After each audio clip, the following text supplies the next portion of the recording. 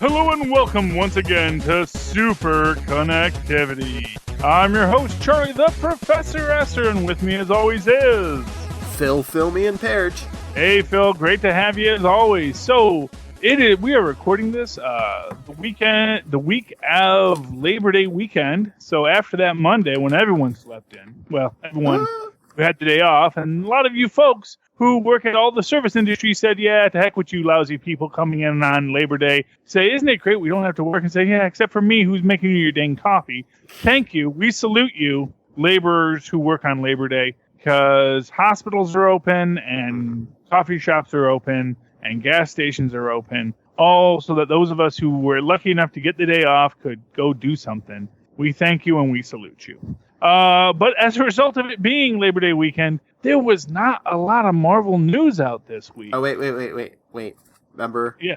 And I also said I was going to mail Caleb Van Deeren, our super fan, his comic books out that day. I didn't realize that was going to be Labor Day. So I finally mailed them out. Caleb, they're coming. I mailed the books Thursday, September 8th. So a few days after that. By the time you hear this, you might have your books. So if not, just keep an eye out.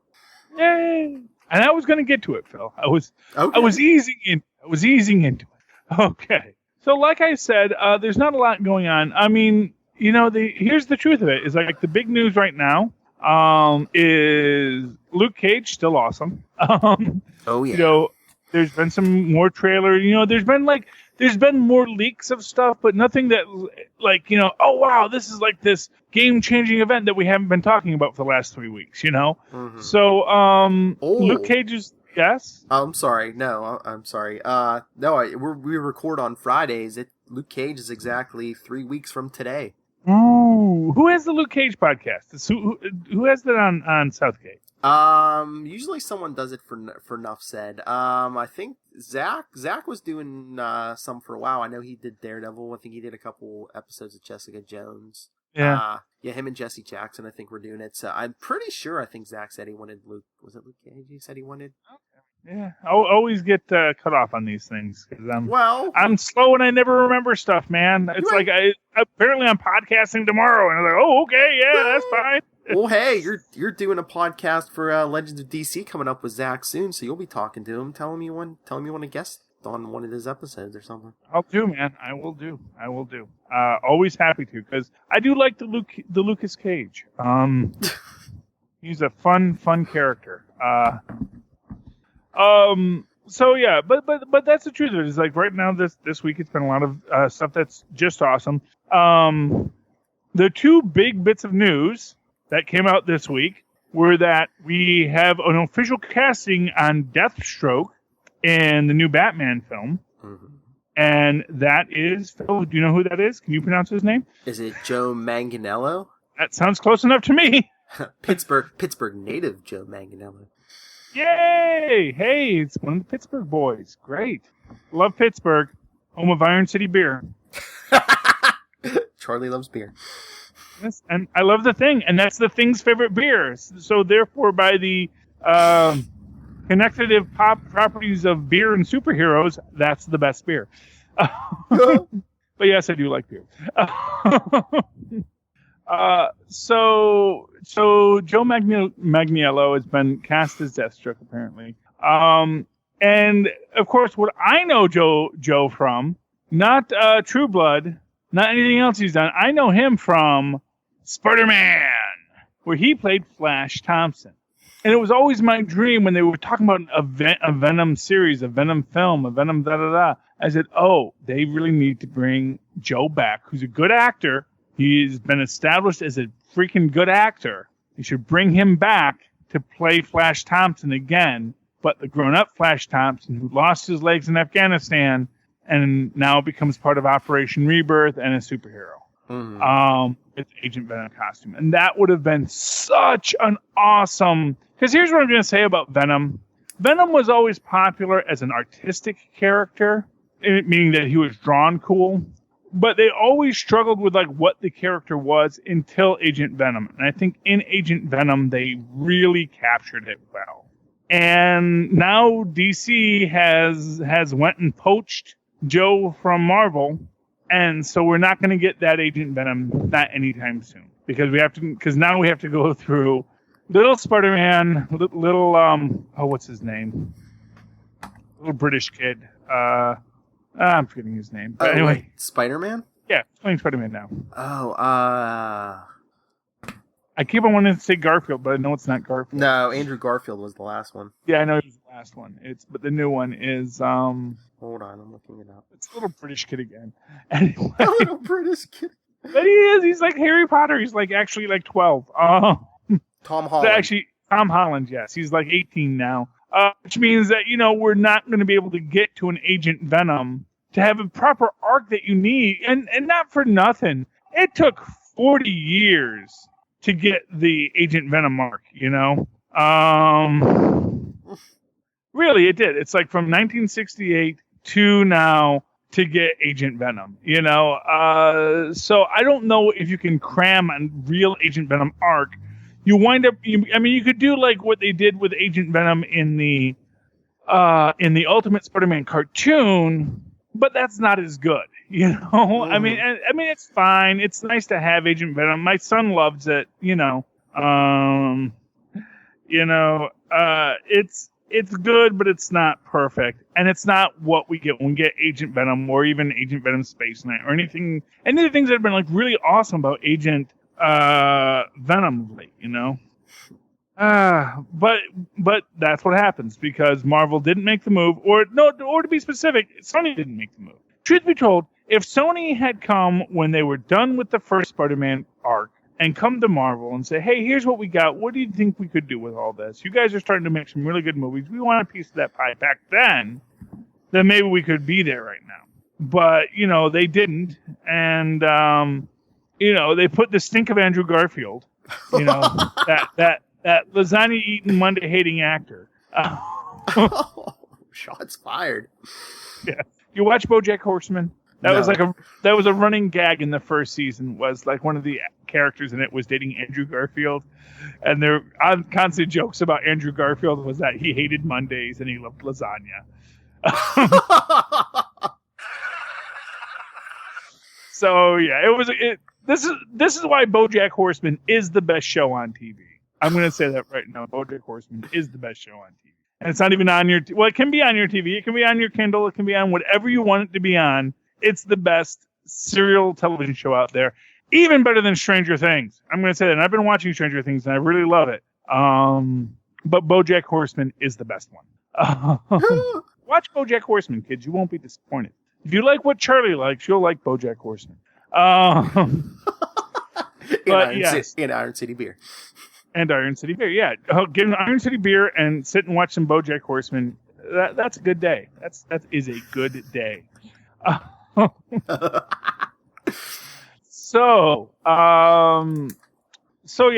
because Sony didn't because Sony put the stink of Andrew Garfield on the Spider-Man franchise, when Marvel got it, Marvel had to reboot it. Marvel had to do something better. Mm-hmm. And they did a great job. Like I say, Captain America Civil War, best Spider-Man film of late. Of the last 3 Spider-Man films, that was the best one.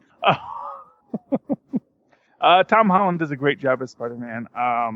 Marissa Tomei, fantastic Aunt May. I'd love it if they would do a Silver Fox thing with her.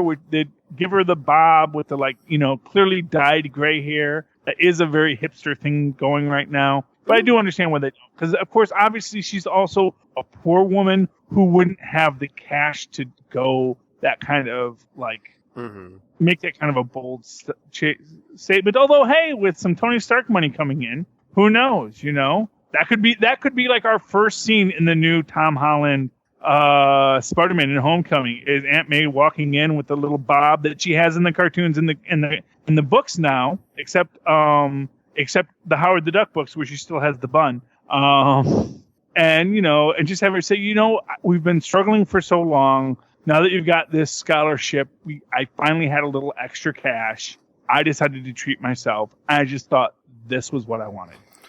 Charlie, did you ever think we would live in a world where Pepper Potts breaks up with Tony Stark and he consoles himself with Aunt May? Well, it's a little more believable than Mary Jane Watson. which we live in that world too, my friend. Let's never forget. Never forget. Oh, jeez. I mean that's the truth of it. We're in the comic books right now, Mary Jane is I don't know if she's dating Tony Stark, but he's certainly there with her. And of course, again, like I said, that was the most perfect aspect of the Invincible Iron Man series. What made you say Bendis? Well, you know what? Here's what I'm going to say. I'm going to give it to Bendis, but it might have been just the artist who just understood this is what MJ brings to the story. Mm-hmm. Is when they're in the rubble of Stark Tower, which has apparently been brought down in some scene that we haven't seen yet. And all the firemen are standing around, and Tony Stark's sitting there being all, I'm Tony Stark, and I'm all broody. I'm Iron Man. Oh, my parents say that. I'm Iron Man. Everyone's sitting around. Why did you say Maria? Yes. Wait, the head of S.H.I.E.L.D. is Maria? We have to say Maria? Why did you say that? No. Or whatever my actual mother's name is, that and now I can't even remember what her name is. We just met her last issue in International. Oh, yeah. Punk rock girl. Yes. If you don't know Mojo Nixon, then your store could use some fixing. So, getting back to the point of order. That scene where in the Rebel of Stark Tower, MJ is the only one wearing a respirator. Mm-hmm. And for what it's worth, I'm going to tell you something. That tells you a lot about the Marvel Universe. Because this is a universe in which radioactive spider bites give you powers. Mm-hmm. People are going to be sitting around and they're going to go to that Stark Tower explosion knowing that there's probably something in there. some crazy rocks or minerals or something that, oh no, I got superpowers. How'd that happen?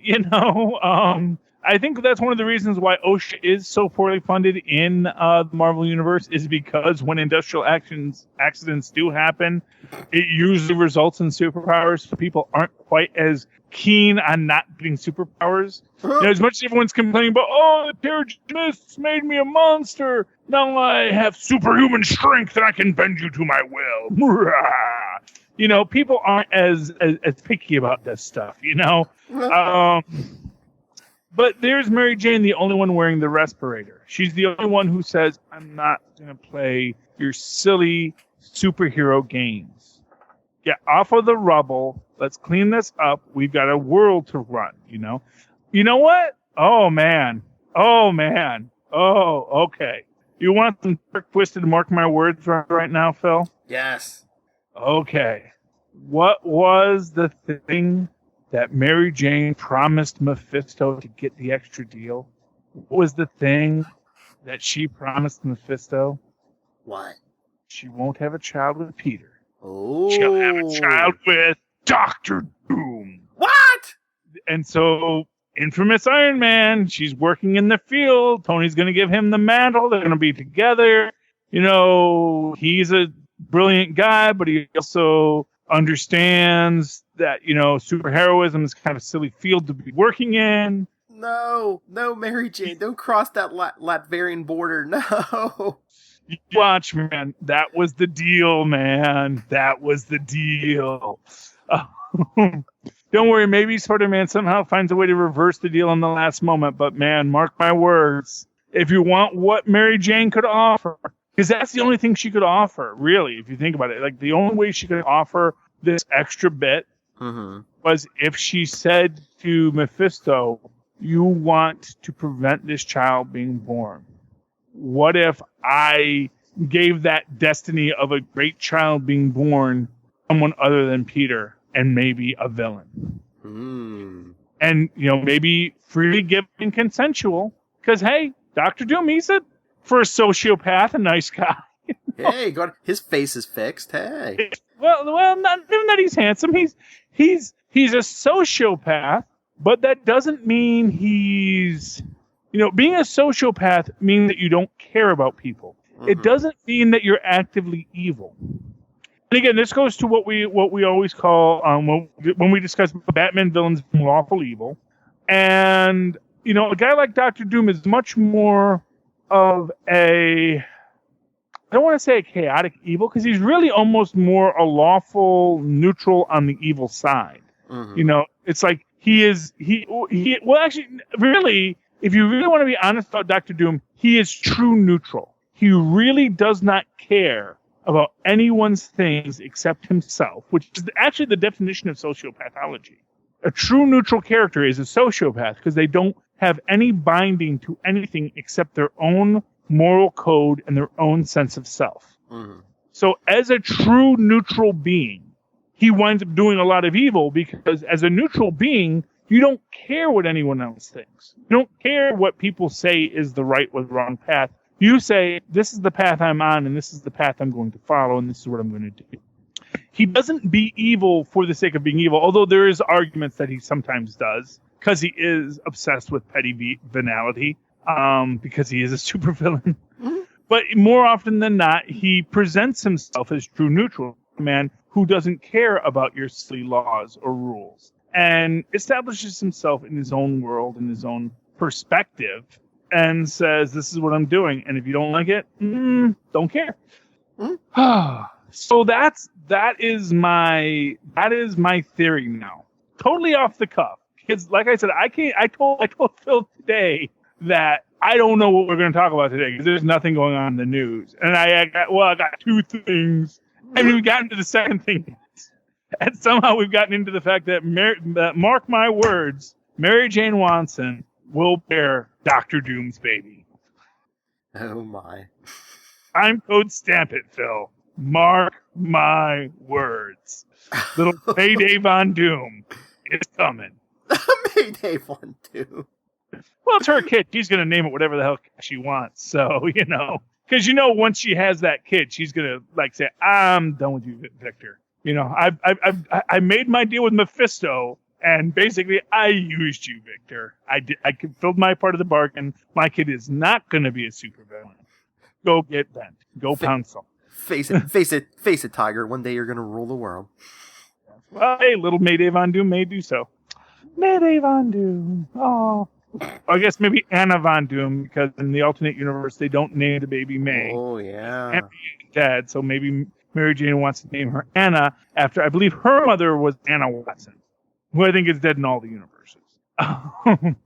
So Anna, so little Annie Von Doom, little orphan Annie Von Doom, grows up to rule the Marvel Universe someday. Or unless, of course, she develops an unhealthy obsession with Valeria Richards, and then they just always are fighting. But maybe because they're girls, they'll actually just stop and talk about the problems, work it out, and actually make a better world for everyone. One hopes. One hopes. Okay. Bill, you actually want to do something about asking questions this week. Did you got everything in you wanted to get in? Well, I didn't get to the last thing. You want me to get to the last thing? Which I think is fun, and it's a small bit but it does tie into the whole Joe. Which this is all tied back to Joe Mantigliano, Joe Mantelpiece. We're gonna call him Joey Hummel figurine because you put your Hummel figurines on the mantle, and so he's Joey Hummel figurine. Maybe that's just my family. My sister loves Hummels. My dad liked those little hedgehog people. You ever see the little hedgehog people? I think maybe. That's a German thing. Germans are weird people. We like weird mutated creatures to put on our mantles. Do you like David Hasselhoff? Of course I like David Hasselhoff. Because that's what I learned in the 90s. Germans love David Hasselhoff. Well, you know what? What's not to like about David Hasselhoff? I mean, yes, personally, the man has some problems. Every great artist does. But Knight Rider, Baywatch, yes. His stellar music career, the man can carry a tune. I don't know what you think, but if you've ever heard this man sing, you go, oh, wow, that guy can really carry a tune. Like a Broadway actor. I don't know why he hasn't done more Broadway, quite frankly. Although now with Broadway and its like big revival period, I would, you know what? I would. He's probably too handsome to be in The Producers. Although you know what? Maybe he could play nerdy and be Bloom instead of Bialystok. But who knows? We could let himself go for a couple weeks and just be Just be Bialystok. He could do it. No, of course I love David Hasselhoff. I mean, does anyone not like David Hasselhoff except people who get obsessed about him eating cheeseburgers off the floor? And actually, I don't even think he actually ever said anything mean to his daughter, unlike Alec Baldwin, who was very mean to his daughter. Yes. Yeah, I think the worst thing that David Hasselhoff ever did was eat a cheeseburger off the floor when he was a little drunk. And not for nothing, that was like a fancy hotel room. That floor was clean. I'm sure there was a hotel that advertised you can eat off our floors, and he put them to the test because it was a room service cheeseburger, and he was already on the floor, and he wanted a cheeseburger, and if you've ever been drunk at 2 a.m. and wanted a cheeseburger, and we're in a hotel with nice clean floors, and that would bring a cheeseburger up to you, they're going to charge you $50, but you're a famous Hollywood actor. What do you care for a $50 cheeseburger? And, you're going to sit there, you're going to eat your cheeseburger off the floor, and you're going to enjoy it. And I you can sit there with all your judgments, your moralistic judgments, Phil. I can see you judging him. All I asked is if you liked, if you loved David Hasselhoff. I'm just saying, who amongst us, when we were drunk at 2 a.m, wouldn't eat a cheeseburger off the floor? Especially a quality cheeseburger from a fine hotel on a nice, clean hotel floor. They have the maids come in every day. They clean, they spank. That's why you should always, when you stay in a hotel, leave a tip for your maid service because they do a hard job and they work hard. Mm-hmm. And we live in a tipping economy. Let's face it. That's the system in America. We are obligated as consumers to pay extra directly to the workers because that's just how our system is designed. We've decided that we'll have it so that the workers don't get much, but the people who patronize the business will pay extra to the workers to make up for the fact that we've allowed the actual service that is being provided to be cheaper. It's honestly, it's a crazy system, but it's the one we got, and so we're working within it. And in various economic experiments to try to eliminate tipping tend to fail because people still want to tip because people like to tip. It's the basic altruistic nature of most humans is we want to show that, hey, I care about the work you did, and let me give you more money than I have to. That's going to go straight to you as the worker. Think about that. If cars cost $200, but then you would just go to the line workers at Ford and saying, here's an extra 100 for you, here's an extra 100 for you, here's an extra 100 for you, and every car came off, they'd be doing pretty good, if you were making good cars. Mm-hmm. That's the pure economics model, is that you just pay the worker to build a good car and then you tip that worker based on the quality of the car. In pure economics, that works. In actuality, that falls apart completely. So that's why that model never really caught on beyond the direct service industry. Okay. So the other thing I'm very excited about, that Marvel just dropped this Friday, because of course, as I say, any big news in the comic book universe, you drop on Friday, because that's when because unlike other news where all the real paid reporters are going home, all us podcasters who handle the pop cultural beat, we're all working on the weekend because we're going to do it for free. And what did Marvel want to have out this week? The fact that Mr. Fix-It is coming to the Cartoon Marvel universe. Yes. It's a pretty cool clip they posted. It's on the Marvel website. I'm sure it's on YouTube. I'm sure it's going to be shared around. Basically, in this, I believe this Saturday or this Sunday's Spider-Man versus the Sinister Six, where apparently they're traveling throughout the Spider-Verse. Mm-hmm. Spider-Man and Miles Morales wind up on the Spider-Man Noir universe and run into a couple of mobsters by the name of Thunderbolt and Jonesy the A-Bomber. Although they're not in their hulked out forms, they're just in their normal human forms. And actually, I'll give it to you this much. Seth Green, who I give no end of trouble to for his voicing of Rick Jones, does a really great Cagney as he's doing Jonesy the A-Bomber.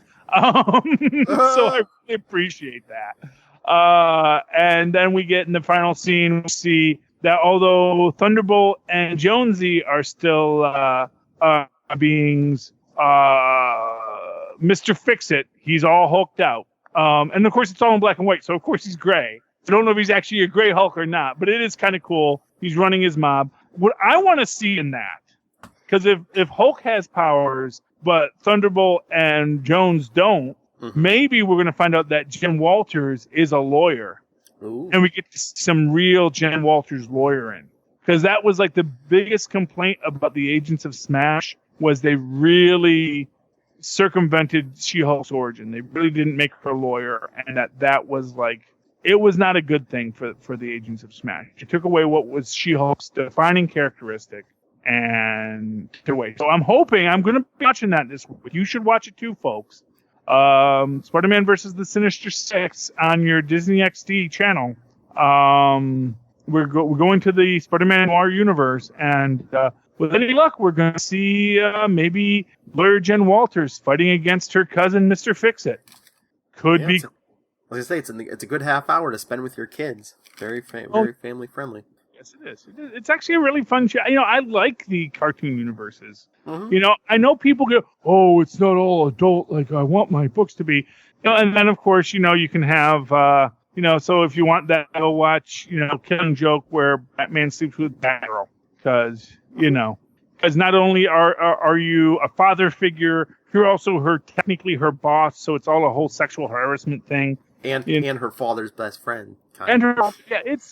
It's messed up, man. It's like Bruce should be better than that, really. And that's the thing. And the truth of it is, I could see like a one time in the heat of battle, just like Cap and Bucky, one time in a foxhole, just needing to feel that closeness to someone just when they're afraid they're gonna die. I could see that. But just we're having this ongoing relationship as I'm training you to be my superhero sidekick. It's like, not cool, man. Not cool. That's why they introduced Batwoman expressly to avoid this. That's why the original Batwoman was created and made a part of the story, was just so they could avoid having, because it had a bad enough problem with, of course, Robin and Batman and their relationship. Let alone Batgirl and Batman. Okay. You have anything you want to talk about this week, Phil? No, that's it. I think we got to a lot tonight. Even though it wasn't that long, we did get to a lot. Your love of David Hasselhoff and to Mary Jane having Dr. Doom's love child. We've hit it a lot. That's right.